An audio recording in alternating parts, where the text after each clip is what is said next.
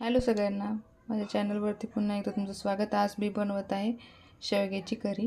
त्याच्यासाठी मी मसाला घेतला आहे, कांदा थोडासा लालसर भाजून घेतला आहे, नंतर टोमॅटो घेतला आहे, अद्रक लसूण आणि थोडेसे शेंगदाणे घेतलेत. आता हे मी मिक्सरला लावून घेणार आहे. आणि हे शेंगा बघा मी स्वच्छ धुवून घेतल्यात आणि त्याच्या शिरा काढून घेतल्यात एकदम. आता मी वाटण करून घेते त्याच्यासाठी. हे बघा वाटण करून घेतलं आहे. आता फोडणी देणार आहे. तापली कढई, तेल सोडते, मसाला घालून घेते त्याच्यामध्ये. तेल तापले चांगलं,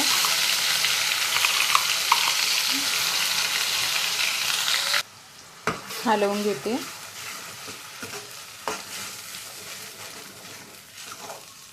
चांगलं मिक्स करून घेणार आहे. मसाला आपला चांगला फ्राय झाला पाहिजे. 2 मिनिटासाठी झाकण ठेवून घेणार आहे. झाकण काढून बघते, तेल सुटले बघा बाजूने.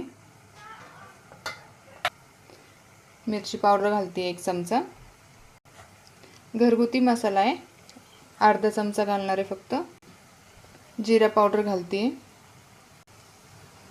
चवीनुसार मीठ.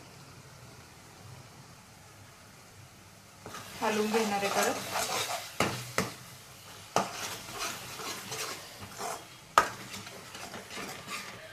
चांगलं मिक्स करून घेते.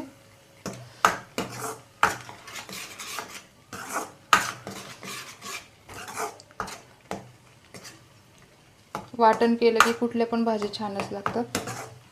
शेवगा पौष्टिकच असतो, शरीरासाठी तत्व असतात त्याच्यामध्ये, हाडांसाठी पण चांगला असतो. परत झाकण ठेवून घेते 2 मिनिटासाठी. 2 मिनिटासाठीच ठेवणार आहे. झाकण काढते. बघा मसाला छानपैकी झाला, तेल पण सुटले त्याला, बघू शकता. एकदम सिंपल रेसिपी, जास्त वस्तू पण नाही वापरलेल्या मी. आता शेंगा घालून घेते.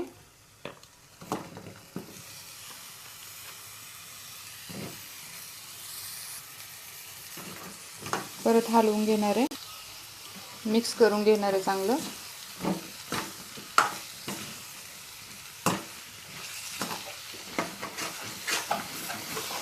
मस्त मसाला फ्राय झाला एकदम. हे बघा, त्याच्यात पाणी घालायचं आहे. अशा मसाल्यामध्ये जरी खायचं ठरलं तरी असे पण खाऊ शकतो.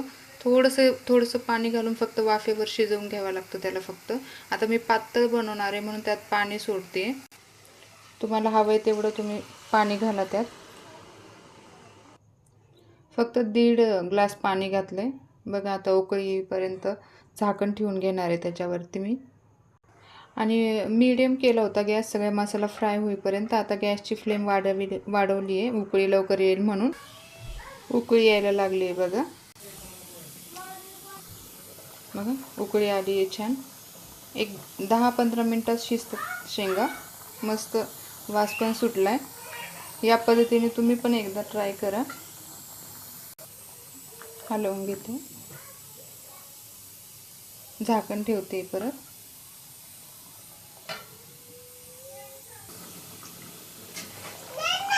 मध्ये मध्ये हलवून घेते. मुलीचा आवाज येतोय माझ्या. झाकण ठेवते परत. बघा शिजत आलेत आता फक्त 2 मिनिट. ग्रेव्ही पण छान झाली आहे घट्ट. तुम्हाला हवी असेल तर अजून तुम्ही पाणी टाकून पातळ पण बनवू शकता त्याला. परत झाकण ठेवून घेते. झाली बघा आपली भाजी. गॅस बंद करून घेते.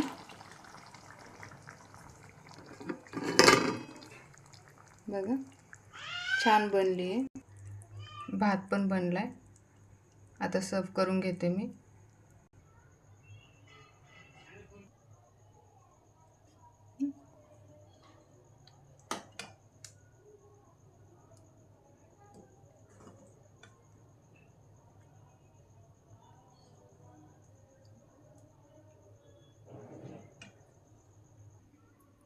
बघू शकता मस्त करी बनवून झाली आहे.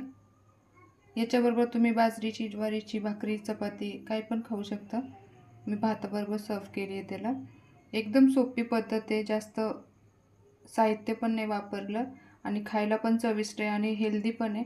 म्हणून तुम्ही पण एकदा या पद्धतीने ट्राय करा, नक्कीच तुम्हाला आवडेल. आणि माझा व्हिडिओ आवडला असेल तर नक्कीच लाईक करा, कमेंट करा आणि सबस्क्राईब करायला विसरू नका. एकदा नक्की ट्राय करा.